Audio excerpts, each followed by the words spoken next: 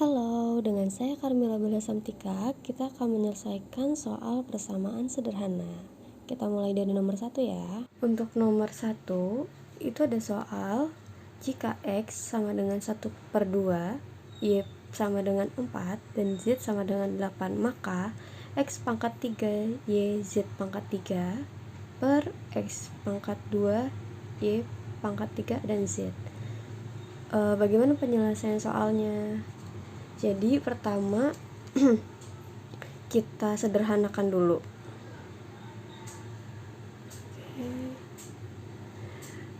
X pangkat 3 Y Z pangkat 3 per X pangkat 2 Y pangkat 3 Z. Kita sederhanakannya, ini kan X pangkat 3 ada di bawah per X pangkat 2, kita coret menjadi X karena habis.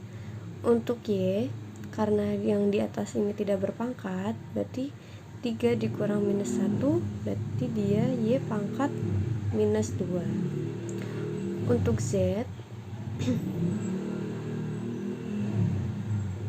nah, karena Z yang di bawahnya ini tidak berpangkat, kita menghitungnya 3 dikurang 1, berarti Z pangkat 2.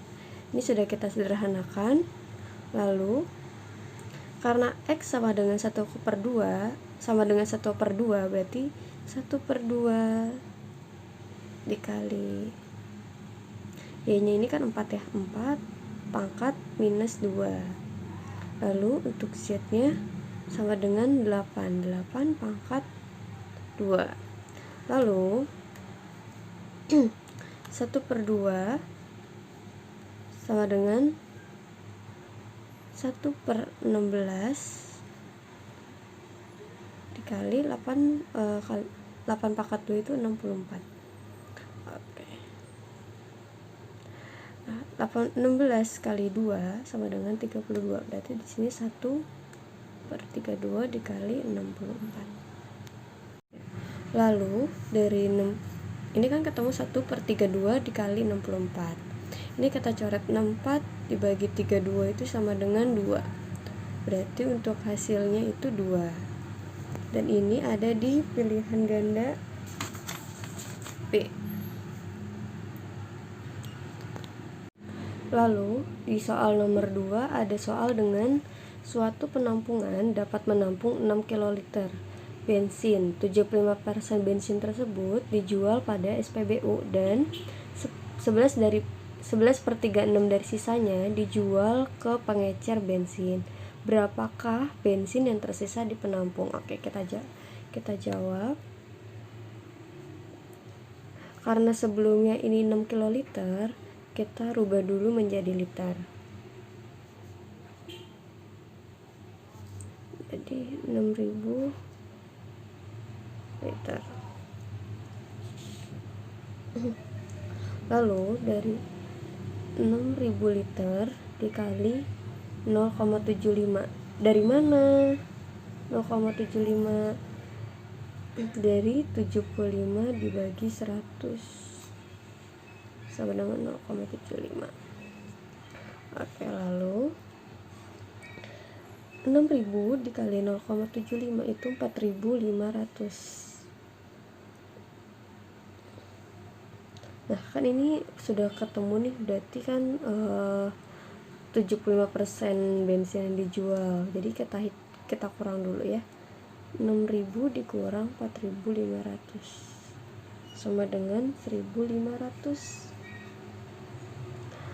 Lalu kita masih ada 11/36 bensin yang dijual ke pengecer. Ini kita bagi 11 bagi 36 yaitu 0,367. Lalu dari sisa bensin yang sebelumnya kan berarti ada 1.500 liter dikali 0,367 sama dengan 550 liter. Berarti kurang lebih 11/36 bensin sebelumnya yang terjual itu 550 liter ke pengecer bensin. Lalu kita hitung sisanya. Berarti dari 1500 liter dikurang 550 liter sama dengan 950 liter. Lalu di soal nomor 3 ada soal 400 ml larutan H2SO4 mengandung air sebanyak 30%. Tentukan tambahan air yang diperlukan untuk membuat larutan H2SO4 dengan konsentrasi 25%. Lalu bagaimana pengerjaannya? Terutama yang pertama kita buat kolom dulu ya. Agak ngeblur nih, maaf ya. Oke, di sini kita buat kolom dulu. Di sini ada sebelum dan sesudah.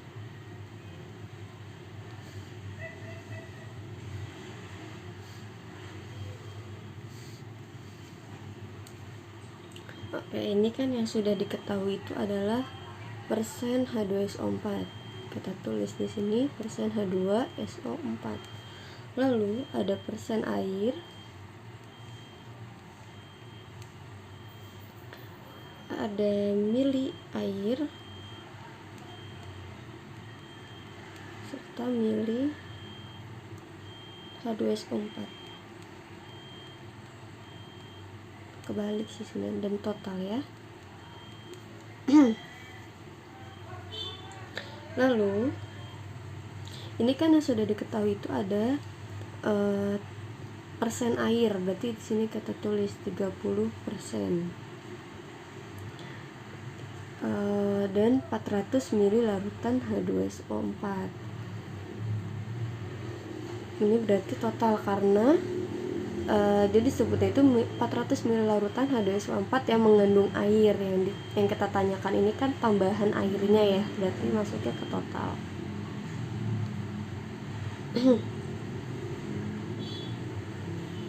Oke, dari 100% berarti sisanya itu adalah 70%. Kita masukkan ke sini.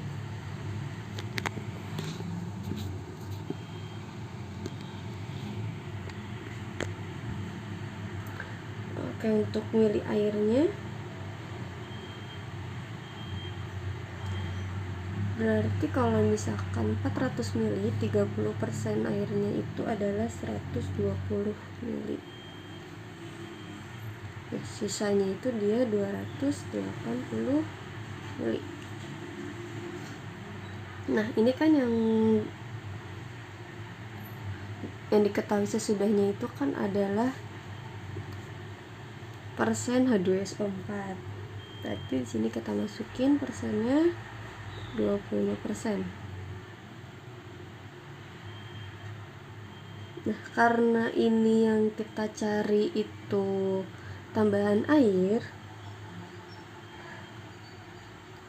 berarti untuk kadar air H2SO4 itu dia jumlahnya tetap tidak berubah, kecuali si air dia akan berubah. Oke.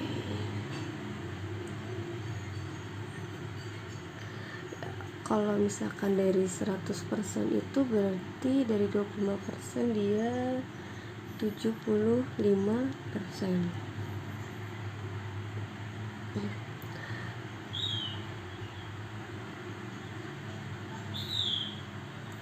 Oke, berarti dari 280 dikali 4 itu dia 1120 mili.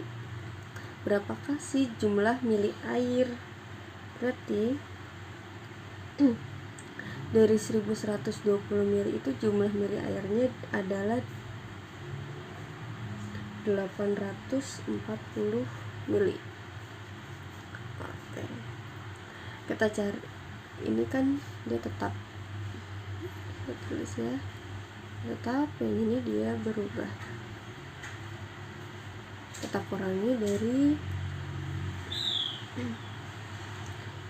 840 mili dikurang 120 mili sama dengan 720 mili.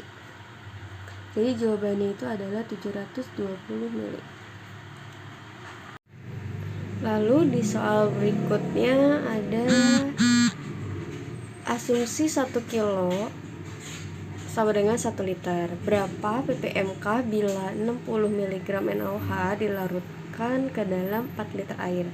Oke, kita di sini akan menggunakan rumus ppm sama dengan massa zat terlarut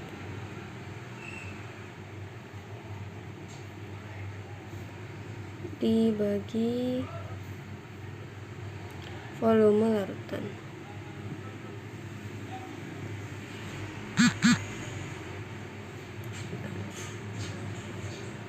Oke, di sini kan sudah ada ya. Untuk massa zat larutnya itu dia 60 mg NaOH dibagi 4 liter air. Berarti 60 dibagi 40 itu 15.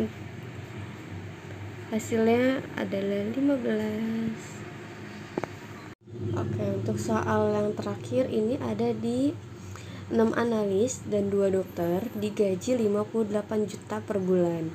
Jika gaji dokter lebih tinggi 2 juta dibanding analis, maka berapakah gaji analis? Oke, kita di sini akan menjawabnya menggunakan ini ya, rumus ya.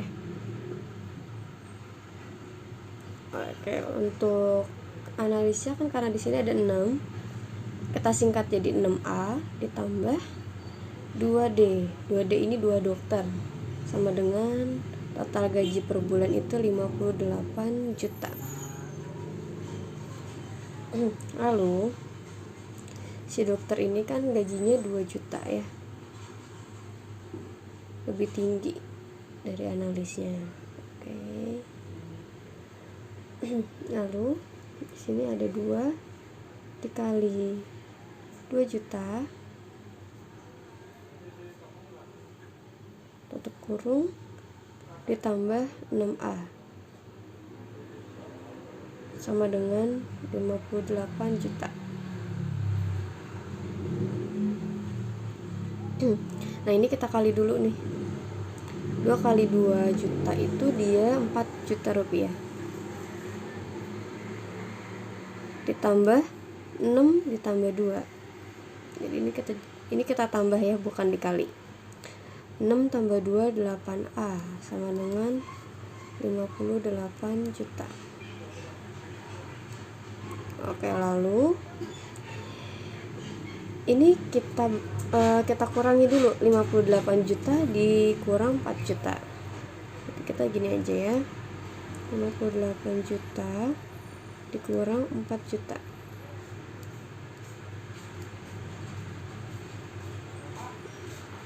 Sama dengan 8A.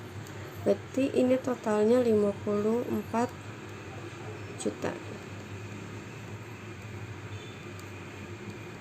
Oke, ini kan ada masih ini ya, kita bagi dulu. Berarti untuk gaji analisnya 54 juta